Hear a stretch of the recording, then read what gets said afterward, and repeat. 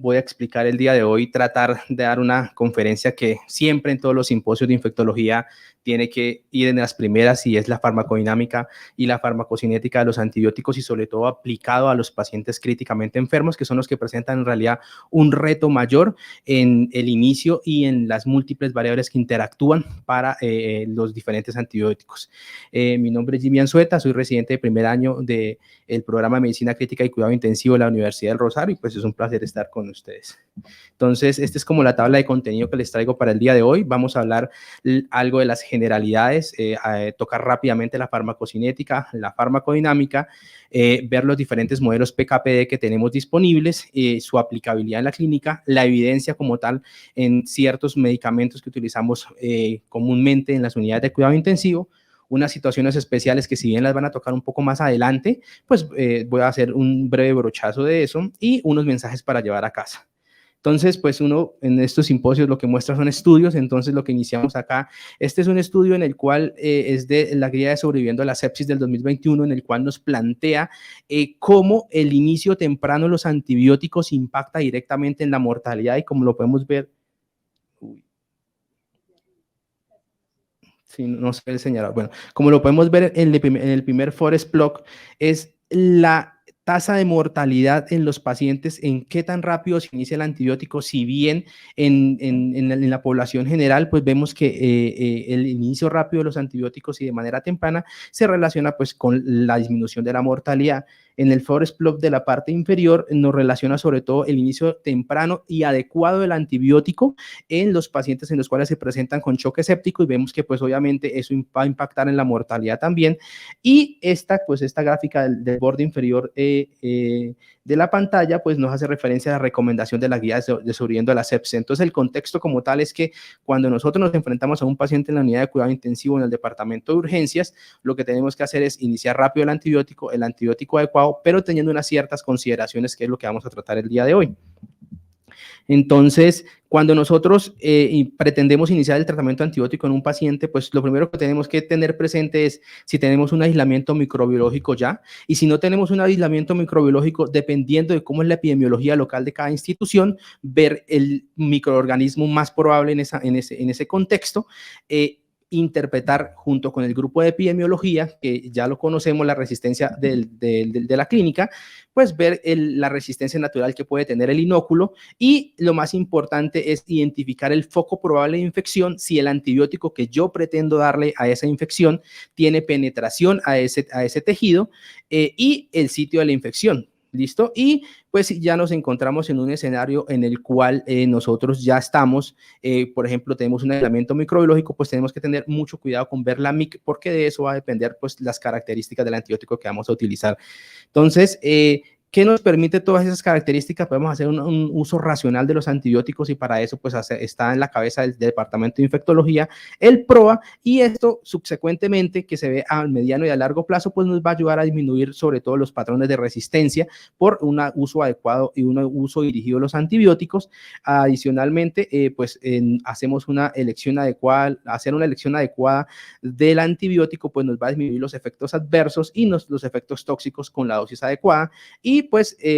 algo importante en nuestro sistema, pues nos va a disminuir los costos hospitalarios de estar rotando los antibióticos, un antibiótico en urgencias, otro antibiótico al internista y otro antibiótico finalmente cuando llega a la unidad de cuidado intensivo, pues eso va a aumentar potencialmente los costos y va a haber afectado el sistema de salud.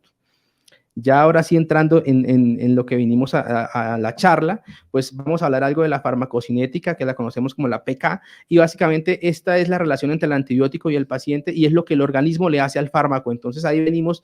lo típico que nos enseñan en la Facultad de Medicina, quinto semestre, en el cual vemos unas diferentes características como son la absorción, la distribución, el metabolismo y la eliminación, cada una de ellas juega un papel importante. En la parte de la absorción, en los pacientes que ingresan a una unidad de cuidados intensivos, pues esos pacientes, la vía gastrointestinal probablemente se va a ver afectada por las diferentes condiciones fisiológicas y fisiopatológicas derivadas de la sepsis, y vamos a ver que la absorción gastrointestinal se ve afectada por toda la disminución de la circulación enterohepática, y además que muchos de estos pacientes ingresan o tienen requerimiento de soporte vasopresor, lo que va a disminuir toda la parte de la circulación enterohepática, y nos va a disminuir la absorción finalmente. Además, pues tenemos que ver otras características importantes de los fármacos. De ahí que en los pacientes que nos ingresan a nosotros a una UCI o críticamente enfermos, pues estos pacientes deben recibir los antibióticos por vía intravenosa porque nos van a ofrecer una biodisponibilidad cercana al 100% porque evitamos ese efecto de primer paso a nivel hepático. Luego vamos a ver una parte de la distribución, que esto es un punto importante, sobre todo en los pacientes que están con una condición séptica grave, en el cual debemos ver la unión de proteínas que tienen los fármacos, la penetración a los tejidos que tienen los diferentes antibióticos y sobre todo el volumen de distribución que tienen los fármacos, porque como lo vamos a ver más adelante, dependiendo de las características, como si son hidrofílicos o lipofílicos, ellos van a tener un volumen de distribución diferente y en la condición como la sobrecarga de volumen, pues se van a ver afectados esos volúmenes de distribución. Y finalmente el metabolismo y la eliminación, dado que los pacientes en los cuales ingresan con un proceso séptico en un estadio inicial pueden hacer episodios de hiperfiltración y se va a ver afectado el aclaramiento de los diferentes antibióticos, o pueden ingresar con falla hepática o con falla renal, que esto se va a traducir en que pues tengamos una menor biodisponibilidad del fármaco en plasma y una mayor eliminación o inclusive potenciar los efectos tóxicos en los pacientes. Esta pues es como la gráfica clásica que todos conocemos de los libros, en el cual pues tenemos un fármaco, le administramos un fármaco a un paciente, este se va a ser absorbido por la circulación enterohepática, se va a dar la liberación, el fármaco libre, dependiendo de qué tanta unión a proteínas tenga el medicamento, vamos a tener un fármaco, una porción libre y una porción unida a las proteínas que finalmente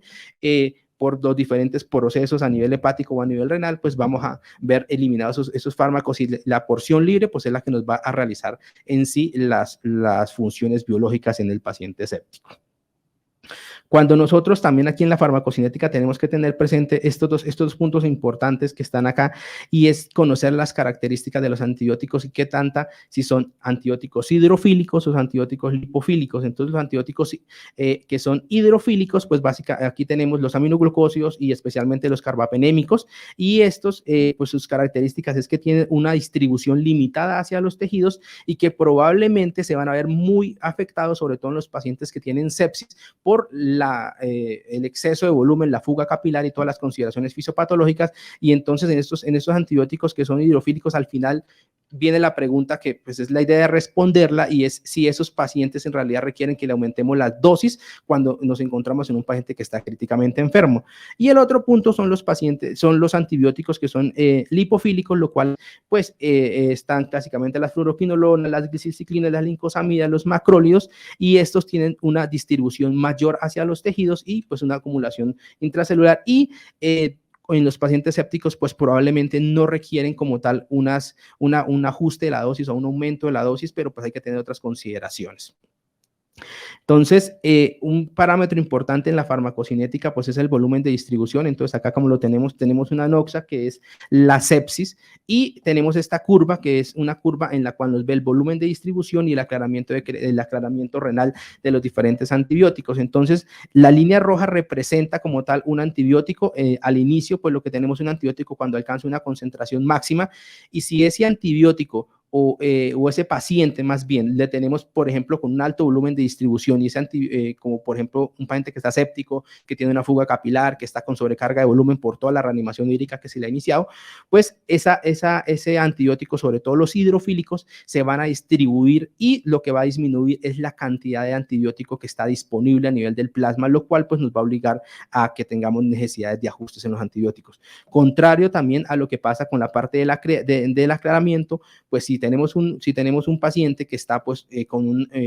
hiperfiltrando, sobre todo que lo vimos en COVID, pacientes jóvenes, 25, 30 años, en los cuales ingresaban con unos azoados normales y venían con unas tasas de filtrado glomerular por encima de 120, lo que veíamos es que estos pacientes, cuando los seguíamos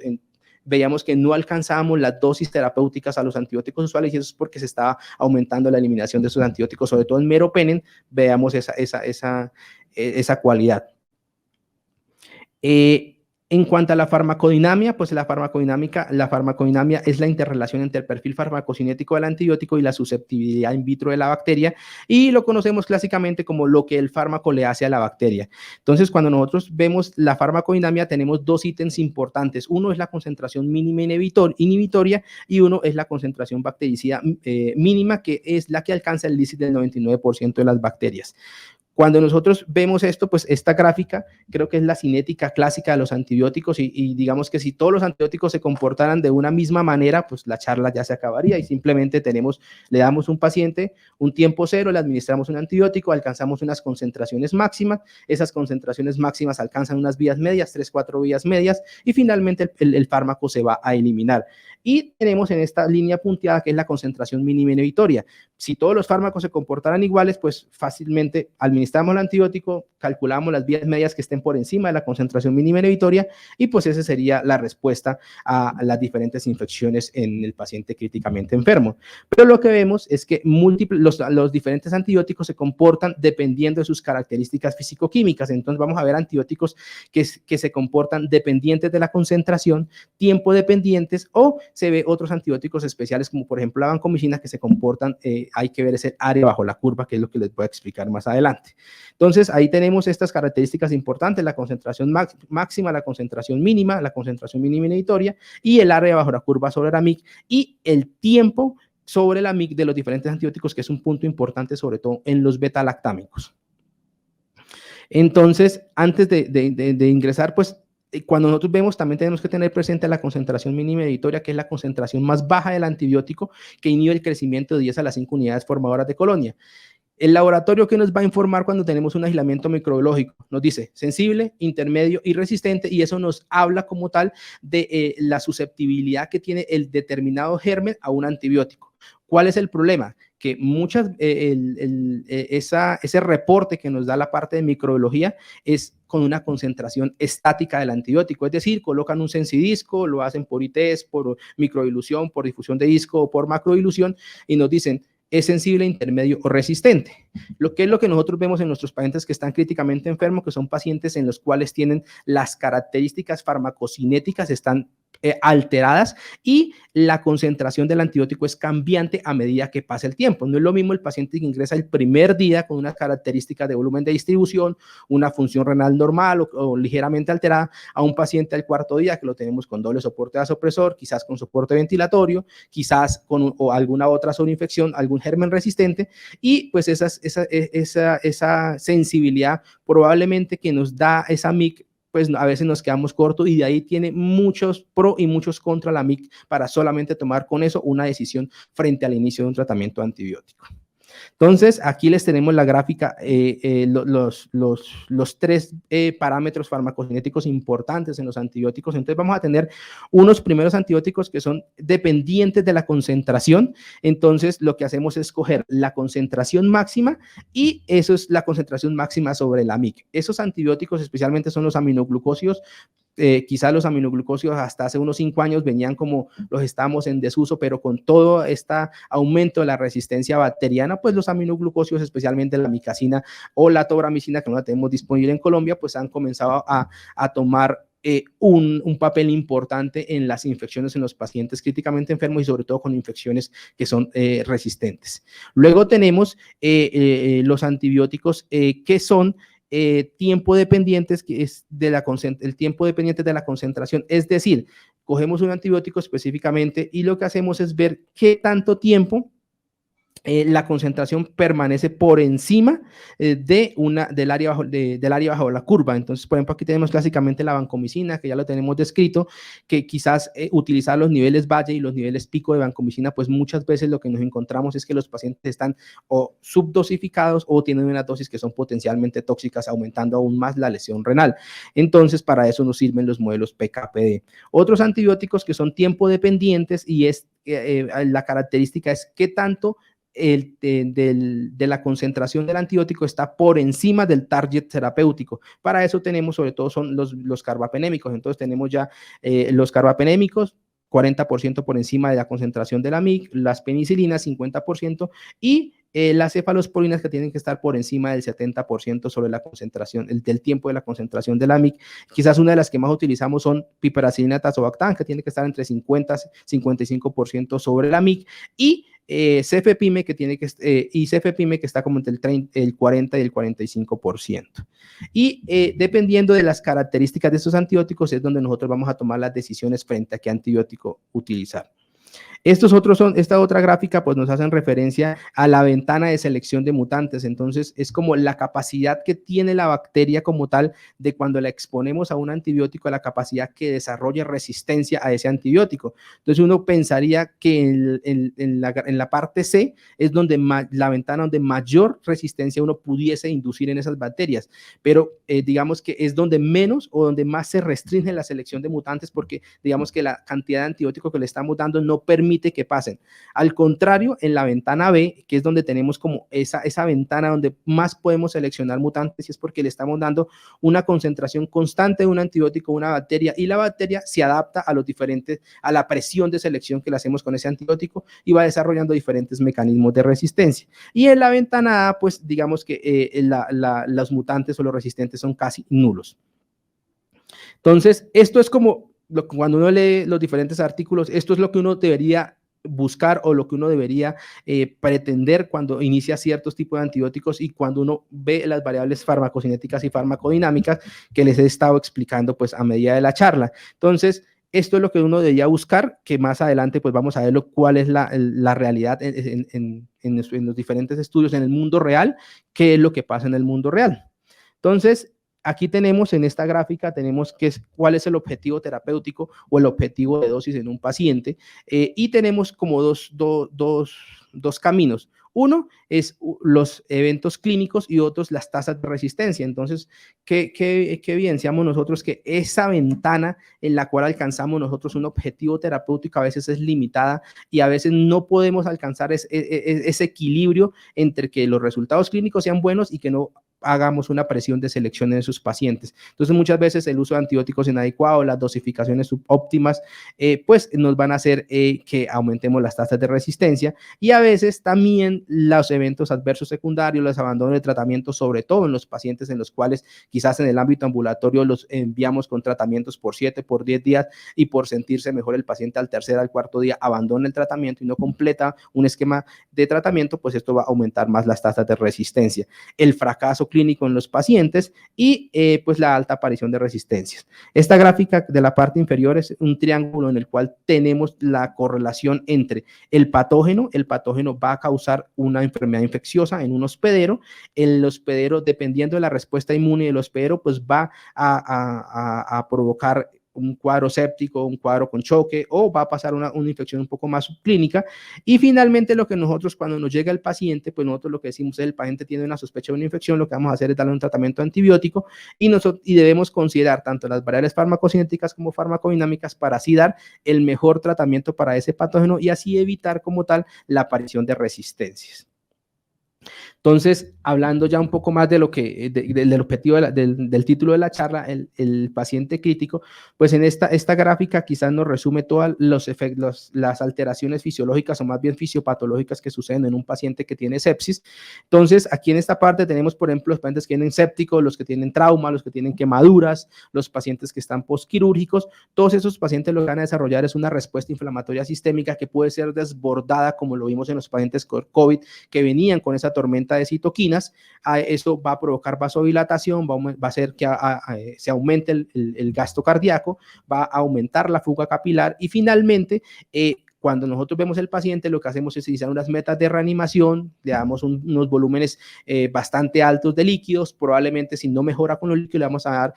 un soporte vasopresor y todo esto lo que va a hacer es que aumente la fuga capilar, que aumenten los volúmenes de distribución de los medicamentos, que el paciente por toda la parte de las citoquinas disminuya la albúmina, es decir, estos pacientes van a tener una hipoalbuminemia relativa y finalmente todo esto va a afectar las variables farmacocinéticas en los pacientes y van a afectar el tipo de antibiótico o van a afectar la decisión que nosotros vamos a tomar frente al inicio de ese antibiótico. Esta gráfica pues la traigo para mostrarles lo que está en el recuadro rojo y es que cada vez más nuestros pacientes en la unidad de cuidado intensivo pues son pacientes en los cuales van a tener algún tipo de soporte. Los dos soportes más comunes son la terapia de reemplazo renal en la modalidad de hemodiafiltración venovenosa continua y los soportes con ECMO. Entonces pues en estos pacientes también van a tener unas características importantes en las cuales se van a afectar las variables farmacocinéticas y farmacodinámicas y quizás las dosis debemos modificarlas como les voy a mostrar más adelante. Entonces, este es como nosotros tenemos el paciente en la UCI, vemos unas condiciones fisiopatológicas que se alteran, vamos a tener respuesta inflamatoria sistémica, falla renal, falla hepática, un paciente que puede estar obeso o que puede estar con desnutrición, tenemos una albúmina sérica que puede estar disminuida. Fuera de eso, nosotros le estamos aumentando también el riesgo al paciente si tiene algún dispositivo intravascular, si está ventilado, y todo esto nos va a llevar a unas alteraciones en la farmacocinética, como son aumento de los volúmenes de distribución por la fuga capilar, por la reanimación hídrica en los pacientes. Puede haber un aumento del aclaramiento de la creatina en sus estadios iniciales, pero lo que vemos es que posterior el paciente lo que va a tener es una disminución del aclaramiento, sobre todo por un empeoramiento de la función renal. Y finalmente, pues podemos ver la alteración en las proteínas plasmáticas, y todo esto que va a llevar que finalmente tengamos una alteración en las variables farmacodinámicas, y esto nos va a hacer que se requiera un antibiótico con una dosis mucho más alta para alcanzar unos target terapéuticos. Esta quizás es la simulación de Monte Carlo, es un método matemático en el cual nos intenta dar las herramientas para poder utilizar como tal e integrar las variables farmacocinéticas y farmacodinámicas. Entonces, esta simulación de Monte Carlo lo que nos permite es ver esa interrelación entre la farmacocinética y la farmacodinámica y aplicarla a los diferentes antibióticos. Entonces, cuando no tenemos una simulación de Monte Carlo, lo que tenemos que tener es un PK poblacional, tenemos que tener un modelo de variabilidad interindividual, tenemos que tener modelos de covariables y tenemos que tener un modelo PD para poder ejercer ese efecto, ese modelo de Monte Carlo. Y finalmente con eso buscamos que tengamos una probabilidad de target terapéutico que sea mayor al 90%, y eso es lo que nosotros vamos a tomar. Entonces, aquí en un ejemplo un poco más claro, los dos métodos que nosotros utilizamos en la simulación de Monte Carlo, como tenemos acá, este es un modelo de carbapenémicos en el cual tenemos una MIC de 1 en ese paciente y tenemos que la PTA, que es el objetivo o target terapéutico, esté por encima del 90% al doble de la MIC. Entonces vemos acá que cuando la MIC de 1 para ese paciente, al doble de la MIC sería 2 y que el target terapéutico esté por encima de 90. El otro modelo que nosotros utilizamos es el modelo que el tiempo del cual el antibiótico esté por encima de la MIC, que para los carbapenémicos está por encima del 40%. Entonces acá, como lo podemos ver, todo lo que esté por encima del 40%, pues con una MIC de 1 va a ser el efecto biológico en ese paciente. Este quizás es un estudio en el cual pues nos queda un poco, para aclarar un poco más lo de la simulación de Monte Carlo, en el cual este fue un estudio que fue hecho en unos aislamientos de Pseudomonas aeruginosa. El estándar de oro para ellos en ese hospital era darle imipenem a los pacientes para Pseudomonas a una dosis de 0.5 gramos cada 8 horas. ¿Y qué se evidenció en ese estudio? Pues en ese estudio se evidenció que con imipenem, como pueden ver acá en los dos números, en el que dice 58 y 73, pues no se estaba alcanzando como tal la tasa de respuesta en esos pacientes utilizando el modelo de Monte Carlo. Entonces, ¿qué pasa? Pues que los pacientes le estaban dando imipenem, pero pues ese solamente nos estaba alcanzando en un 58% si lo damos en infusión estándar, o si lo damos en infusión de 3 a 4 horas, hasta un 73%, es decir, casi la mitad de los pacientes a los cuales tenían Pseudomonas, si les damos imipenem, se estaban quedando parcialmente tratados. De ahí que la estrategia en ese estudio fue abolir el imipenem para el tratamiento de las Pseudomonas en esa institución, y lo que hicieron fue pasarlo a meropenem y ver cómo se comportaba pues con los otros, con el modelo de Monte Carlo, y lo que se observó es que la respuesta, la fracción de respuesta acumulada, pues con los otros antibióticos era mejor, y de ahí pues sirvió para cambiar como tal la directriz frente al uso de un antibiótico. De ahí la aplicabilidad del modelo de Monte Carlo que nos permite de una PKPD poblacional tomar conducta, sobre todo pues para hacer un uso adecuado y racional de los antibióticos frente a un aislamiento microbiológico. Cuando nosotros nos enfrentamos a eso, pues tenemos que ver qué estrategia nosotros utilizamos para mejorar la efectividad de los antibióticos. Entonces ahí vienen como dos: utilizamos intervalos extendidos con dosis altas, o finalmente infusiones extendidas o continuas. Entonces esta gráfica ahí pues es como si nosotros tenemos la forma tradicional, que es darle 1 gramo cada 8 horas en una infusión de 30 minutos, pues lo que alcanzamos son rápidamente unas concentraciones pico, pero lo que vamos a evidenciar es que esas dosis van a descender rápidamente y esas dosis van a la tercera o cuarta vida vida media, pues finalmente van a estar por debajo de la MIC y no van a ejercer un efecto biológico. La solución para eso uno pensaría que pues demos la infusión extendida a todos los pacientes o demos una infusión continua, y eso es lo que vamos a ver acá más adelante, que nos dice la evidencia. Es básicamente lo mismo. Entonces, acá el primer estudio que les traigo, este estudio que evalúa como tal el meropen en una infusión extendida de 3 horas, y lo que hacían era ver el área bajo la curva por medio de los modelos PKPD, cómo se comportaba ese meropen si lo damos en infusión extendida o en una infusión de 3 horas, y veamos los niveles, el área bajo la curva en el día 1 y en el día 3, y si con eso se alcanzan unos targets terapéuticos, y lo que evidenciamos es que en esos pacientes pues sí se lograba, cuando se daba la infusión extendida, se lograba como tal un efecto terapéutico. El otro que les traigo acá, pues este es las infusiones extendidas, sobre todo en los carbapenémicos, se asocian a mejores desenlaces versus las infusiones estándar, pues en cuanto a la mortalidad, vemos que las infusiones extendidas tienen una disminución en la mortalidad, y es con la necesidad de la cura clínica, pues también podemos evidenciar, como lo vemos en la gráfica inferior, que también está a favor de las infusiones prolongadas en estos pacientes, sobre todo en los carbapenémicos, que es una infusión de más o menos 3 a 4 horas. Ahora sí, aplicando pues los modelos PKPD sobre todo a los diferentes grupos de antibióticos. Entonces acá vamos a hablar algo de los beta-lactámicos. Ese es el estudio BLIPS, que fue publicado en el año 2016, y lo que se ha evidenciado fue un estudio de tres centros en el cual se buscaba ver si el objetivo terapéutico de por encima del 50% del tiempo sobre la MIC era suficiente para obtener una cura microbiológica en esos pacientes, si bien cuando nosotros lo vemos que si alcanzábamos un target del 50% por encima de la MIC, pues no fue estadísticamente significativo, y ahí en ese estudio lo que se demostró es que uno debería buscar en esos pacientes unos objetivos mucho mayores, cercanos al 100% de la MIC,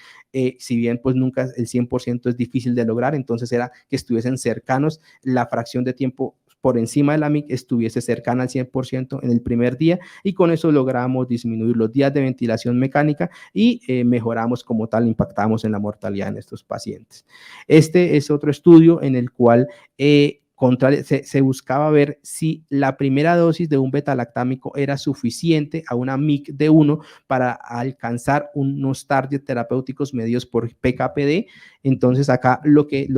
nosotros podemos, o lo que se evidenció en este estudio, es que sobre todo en piperacilina, ceftazidime y cefepime, la primera dosis, es decir, todo lo que está hacia la izquierda de ustedes y lo que está por debajo de 1, pues no se alcanzaba en la primera dosis un target terapéutico. Y quizás donde alcanzábamos un mayor target terapéutico era cuando teníamos meropenem, dado que el PKP de él debe estar por encima de 40, y pues en estos pacientes se alcanzaba con la primera dosis un target terapéutico en este caso. De ahí que en un paciente que está pues con una sepsis severa, digamos que los carbapenémicos juegan un papel importante, porque el tiempo sobre la MIC que tiene que estar por encima del 40% es menor comparado, por ejemplo, con piperacilina tazobactam, que tiene que estar por encima del 64%, o ceftazidime, pues, o cefepime, que requiere un tiempo sobre la MIC mucho mayor para alcanzar ese objetivo terapéutico, y probablemente el objetivo de esa concentración a una MIC de 1 lo alcancemos posterior a las primeras 24 horas. Entonces, de ahí que los carbapenémicos juegan un papel importante. Este es otro estudio que es en lo que nos intentaba ver era si la dosis de los betalactámicos, cómo se comportaba similarmente si estaba por encima del 50% a una concentración de la MIC de 1 o al 100%, y pues aquí lo que nos demostraba es que los pacientes con una MIC de 1, pues quizás los antibióticos deberían estar cercanos al 100% del tiempo sobre la MIC para alcanzar un objetivo terapéutico. En cuanto a vancomicina, pues vancomicina es un punto importante, pues nosotros vancomicina se comporta como un antibiótico que es dependiente del área bajo la curva, o nosotros vemos el modelo PKPD por el área bajo la curva, y como ya lo sabemos, la vancomicina se asocia, los niveles puede aumentar o precipitar la lesión renal aguda en estos pacientes, de ahí que dar esas infusiones estándar de pasarlo en 30 minutos, pues se asocian como tal a unas mayores tasas de lesión renal aguda. Entonces, de ahí que en este metaanálisis intentaron ver si comparar las infusiones intermitentes versus las infusiones continuas y ver la asociación que tenían en cuanto a lesión renal aguda, y lo que podemos ver que están a favor de dar las infusiones continuas en estos pacientes con una variabilidad pues del 15%. Aquí este punto es importante y es cómo la vancomicina o los PKP de la vancomicina a una MIC de 1, cómo se correlaciona con los diferentes gérmenes. Entonces, en este antibiótico, en este estudio, como lo podemos ver aquí en la primera gráfica, era ver el valor predictivo positivo y ver si con una MIC de 1 si alcanzaba los target terapéuticos. Cuando nosotros veíamos que teníamos una MIC de 1, alcanzábamos un 100% de los objetivos terapéuticos, pero si ese germen, que ese coco gram positivo, tenía una MIC de 2, pues vemos que con una concentración valle o unas concentraciones plasmáticas mayores a 15 miligramos por litro, solamente alcanzamos el objetivo terapéutico en el 26%. Entonces, de ahí que requeriríamos unas dosis mucho más altas y unos niveles mucho más altos en sangre o en plasma para alcanzar un objetivo terapéutico como en la gráfica inferior del 100% para el tratamiento de esas infecciones, y quizás medirlo por solo niveles plasmáticos, guiarnos por solamente los miligramos por litro de la vancomicina de los niveles valle, pues probablemente no va a ser tan bueno para el paciente críticamente enfermo, y de ahí la importancia de hacerlo por niveles PKPD y con eso mantener un nivel del área bajo la curva entre 400 y 600, y con eso nosotros, uno, alcanzamos un target terapéutico y dos, prevenimos la toxicidad en esos pacientes. Quizás en pues esta es la parte de los antifúngicos. Esto es un subgrupo del estudio Dalí. Digamos, es donde podemos evidenciar mucha más variabilidad en las dosis, y aquí lo que encontraron en esta parte fue que evaluaron tres antifúngicos, analidofungina, caspofungina y fluconazol, y lo que encontraron es que los pacientes en los cuales tenían fluconazol, pues estos pacientes era muy impredecible. Lo que encontraron en ese estudio comparado con los otros dos estudios que muestran ahí en la gráfica, pues esos dos estudios encontraron niveles muy diferentes de área bajo la curva en los antifúngicos. Otro punto importante es la hipoalbuminemia. Como sabemos, la hipoalbuminemia en diferentes estudios se ha relacionado con aumento de la mortalidad. Cuando los pacientes tienen una albúmina por debajo de 2.5, tienen mayor mortalidad. De ahí que como este estudio, que lo que se intentó ver era si el ertapenem era inferior o superior a los otros carbapenémicos para mejorar la mortalidad en esos pacientes. Dado que el ertapenem tiene una alta unión a proteínas, pues esos pacientes, como ingresan con una hipoalbuminemia, pues finalmente esos pacientes pueden tener una mayor mortalidad. De ahí que el ertapenem pues no es un antibiótico de elección en los pacientes en los cuales se presentan en la unidad de cuidado intensivo con sepsis o con choque séptico, y el ertapenem quizá lo utilizamos nosotros sobre todo para descalar terapias antibióticas en los pacientes. Unas condiciones especiales, les voy a hablar de 3 ya para finalizar. La obesidad, como tal, la obesidad, vamos a tener unas alteraciones fisiológicas en esos pacientes que nos van a conllevar a que vamos a requerir unas dosis diferentes de los antibióticos. Vamos a tener un volumen de distribución que puede estar alterado, una reducción como tal en la absorción de los antibióticos. Podemos tener una reducción o un aumento del acaramiento de los antibióticos, que finalmente nos van a llevar a unas alteraciones en las características farmacodinámicas. Entonces, acá este es un estudio en el cual intentaban ver si la obesidad tenía alguna correlación con las características farmacodinámicas y farmacocinéticas en los diferentes antibióticos, y lo que podemos ver es que independiente de que sean hidrofílicos o lipofílicos, vamos a ver un incremento como tal, sobre todo en los niveles de esos antibióticos,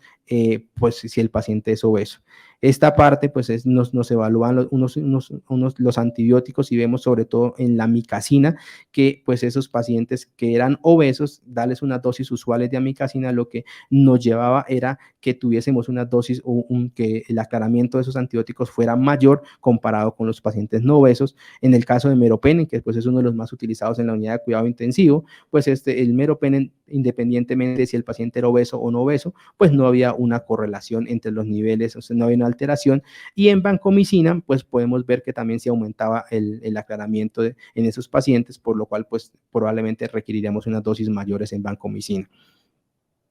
Esto pues lo van a tocar más adelante, es un tema, pero les voy a mostrar este artículo en el cual lo que hacían era ver si el filtro en la terapia de reemplazo renal tenía alguna injerencia en la dosis del antibiótico, y este estudio lo que nos hizo fue demostrar que utilizaban dos filtros o compararon dos filtros, el AN69 y el AN69ST, y lo que hacían era ver si el tamaño del poro del filtro, si el área del filtro y si el peso del paciente se correlacionaba o había necesidad de aumentar las dosis como tal de los antibióticos. Lo que encontraron en esto es que una dosis de, por ejemplo, en este caso de piperacilina tazobactam de 2000 miligramos cada 8 horas en 30 minutos, o si el paciente era mayor a 80 kilos, pues requerían unas infusiones continuas, era el que más se correlacionaba con unos niveles que fueran predecibles en plasma. Pues acá también lo mismo intentaron hacerlo, verlo en terapia de reemplazo renal y probar si las infusiones continuas y las infusiones estándar se correlacionaban con los niveles farmacocinéticos de vancomicina, y si eso se correlacionaba con unos target terapéuticos. Y lo que se encontró es que cuando se daba una dosis de 3 gramos cada 6, de 12 gramos, perdón, cuando se daba una dosis de 12 gramos, pues se alcanzaba mejor los targets terapéuticos. Y finalmente, pues las condiciones en el ECMO, pues tenemos que el ECMO también van a utilizar, dependiendo de cómo se comporte la membrana en el ECMO, pues podemos ver que hay un secuestro de las concentraciones de los antibióticos, va a haber un secuestro de antibióticos por el secuestro secundario que se provocan de las proteínas, y esto nos puede disminuir la biodisponibilidad de los antibióticos y que requieran como tal un ajuste en la dosis de antibióticos. Este estudio, lo que es un estudio, nos intentaban ver si las concentraciones de estas 6 moléculas se veían afectadas por la membrana del ECMO. Lo que se encontró es que sobre todo en caspofungina, tiopental y ceftriaxona fueron los que más se vieron afectados en el ECMO, y básicamente esto es porque tienen una mayor unión a proteínas, y pues el filtro del ECMO secuestrará más proteínas. Esto es para, esta gráfica es para finalizar y decirles que hay muchos software en los cuales podemos nosotros hacer los modelos PKPD. Quizás muchos de esos hay que pagarlos, pero pues uno encuentra en varias bases de datos en internet que nosotros quizás, por ejemplo, para vancomicina, el que más utilizamos es Vancomicina Calculator. Ahí podemos hacer por medio de un método bayesiano, calcular el área bajo la curva, pero pues en el mundo existe una infinidad de software que nos intentan no solamente ver un antibiótico, sino muchos antibióticos, hacer los modelos PKPD y con eso tomar mejores decisiones en la unidad de cuidado intensivo. Esto es el futuro, lo que nos espera. Lo que nos espera es que nosotros estamos haciendo la primera gráfica, vemos es como lo estamos haciendo usualmente. Tenemos un diagnóstico microbiológico, iniciamos un tratamiento antibiótico empírico, nos basamos en la MIT y esperamos unos resultados en 48, 72 horas y dependiendo de los marcadores inflamatorios. Lo que nos espera hoy en día en la medicina es hacer algo individualizado, ver un paciente, hacer un diagnóstico, iniciar un tratamiento individualizado teniendo en cuenta las diferentes características farmacocinéticas y farmacodinámicas y elegir el mejor antibiótico. Y pues para esto la industria farmacéutica es un pilar importante en el cual nos tienen que proporcionar esos modelos PKPD individuales y poblacionales para así obtener como tal los mejores resultados en nuestros pacientes. Estos son los mensajes para llevar a casa. Siempre tenemos que individualizar al paciente, conocer las características fisiológicas del paciente, el peso, la tasa de filtrado glomerular, la albúmina y si está conectado a algún tipo de circuito, y con eso definir el mejor antibiótico, conocer la MIC de los diferentes antibióticos, seleccionar una meta farmacológica, es decir, un índice PKPD dependiendo si son betalactámicos, si son cefalosporinas, si son carbapenémicos, pues debemos conocer cuánto es el porcentaje y la meta que nosotros estamos buscando, estimar una dosis diaria total y lo más importante, y que quizás en muchos sitios no lo hacen, y es que debemos medir los antibióticos que le estamos suministrando a un paciente en la unidad de cuidado intensivo, porque si no medimos, no podemos tomar decisiones. Y ese quizás es el mensaje más importante. Y eso es lo que estaría. Muchísimas gracias por su atención.